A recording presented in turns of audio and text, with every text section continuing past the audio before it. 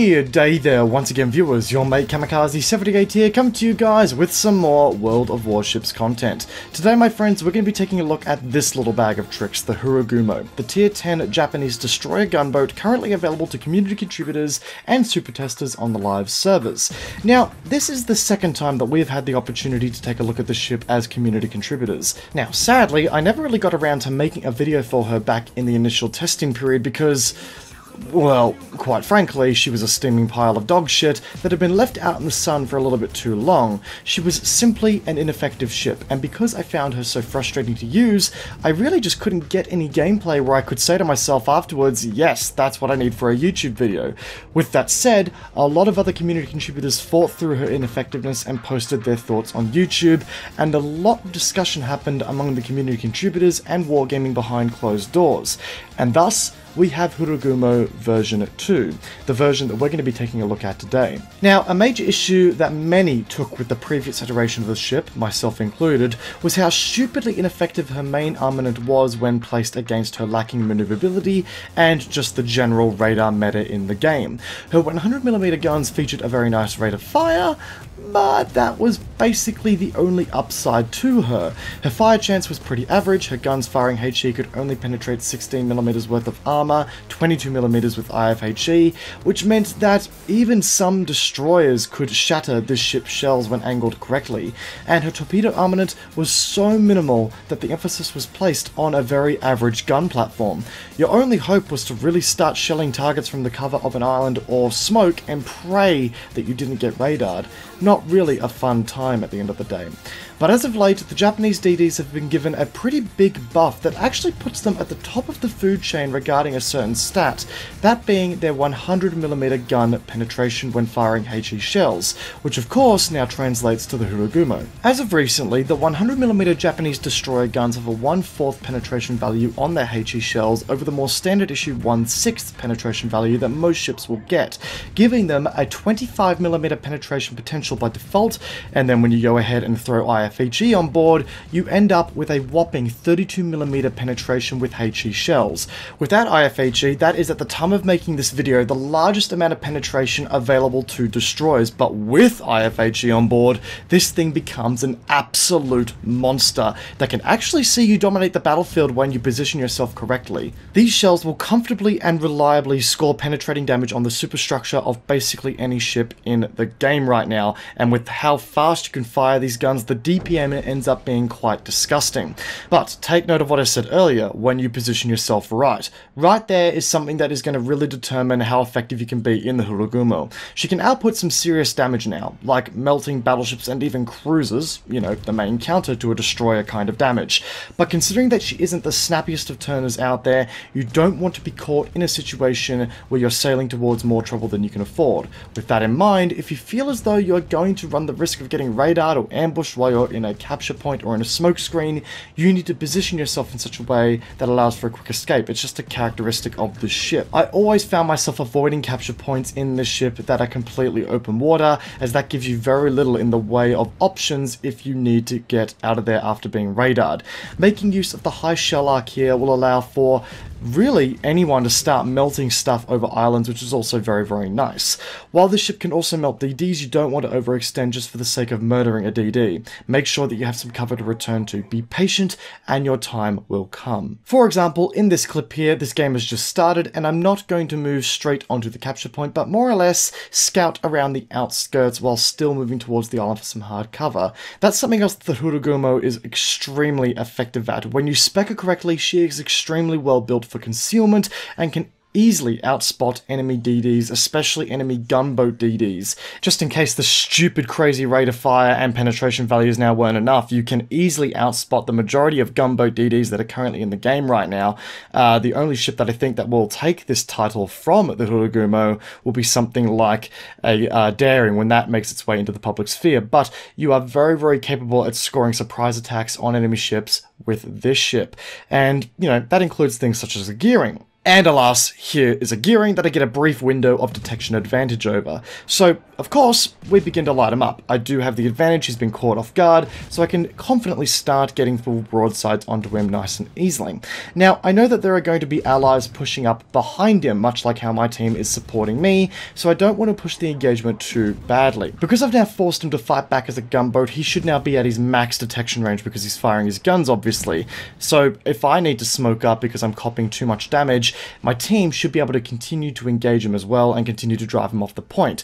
Now, as we all know, the gearing is an incredible gunboat, but against a Harugumo that has caught him off guard, he quite frankly doesn't stand a chance in the slightest. He is forced to fall back. We take a lot less damage than what we have been able to lay on him, which amounts to a total of about 13k after all the fires go out.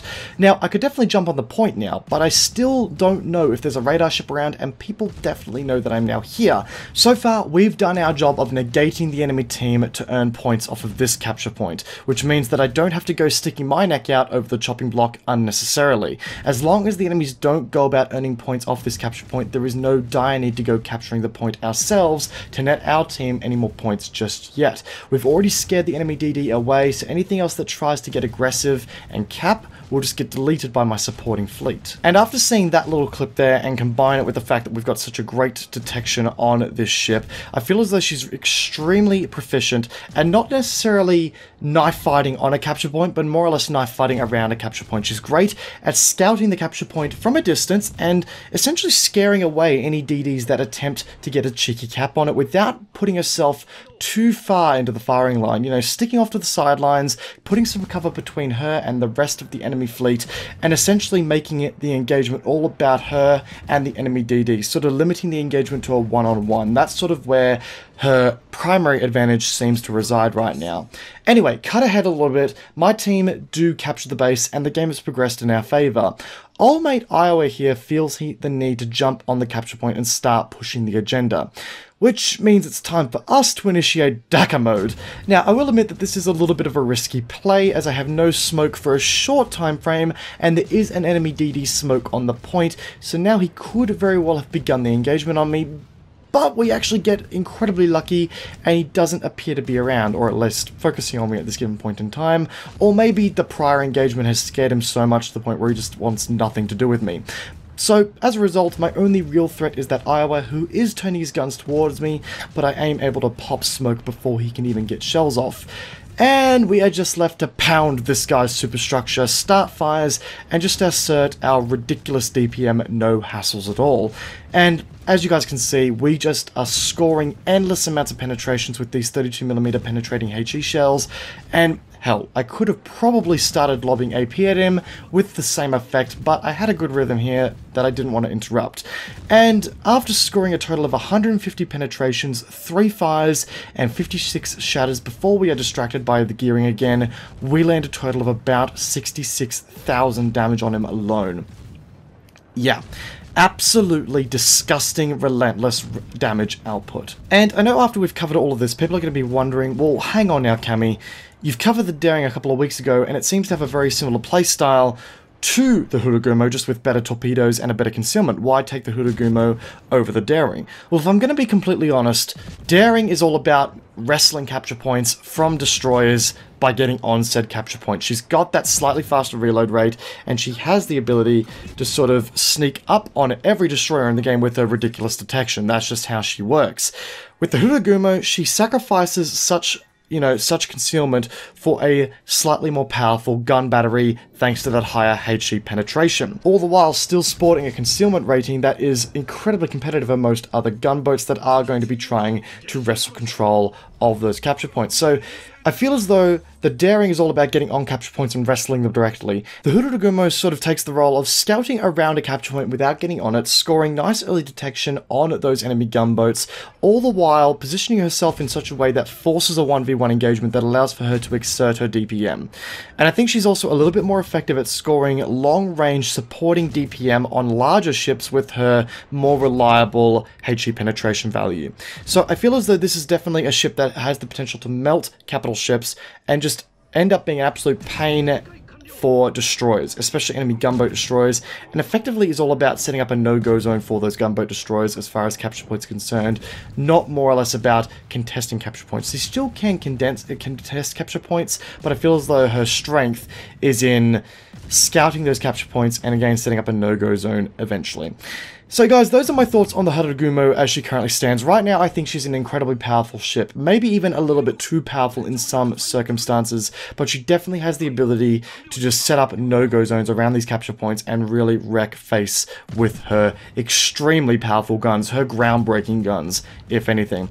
Guys, if you enjoyed today's video, then a backhanding of that like button would be greatly appreciated. I am trying something a little bit new here with these first impressions video, going for something a little bit more scripted, a little bit less, you know, off the tip of my tongue, because I feel as though I'm more effectively able to get my thoughts on the ship down to you guys in a more, you know, condensed manner that doesn't see you guys having to watch a 20-minute video, essentially. If you guys enjoyed today's video, then a backhanding of that subscribe button will also be appreciated. And of course, if you find yourself with any thoughts on the Harugumo or on the video itself, then any feedback at all, guys, is requested and encouraged in the comment section down below. And guys, as per always, any of this gameplay you are seeing now has more than likely come from my Twitch channel, so feel free to follow me there as well, guys. It'd be greatly appreciated. Once again, hope you guys enjoyed today's video. Peace out, and I'll be seeing you all next time. Have a good one, guys. Take care.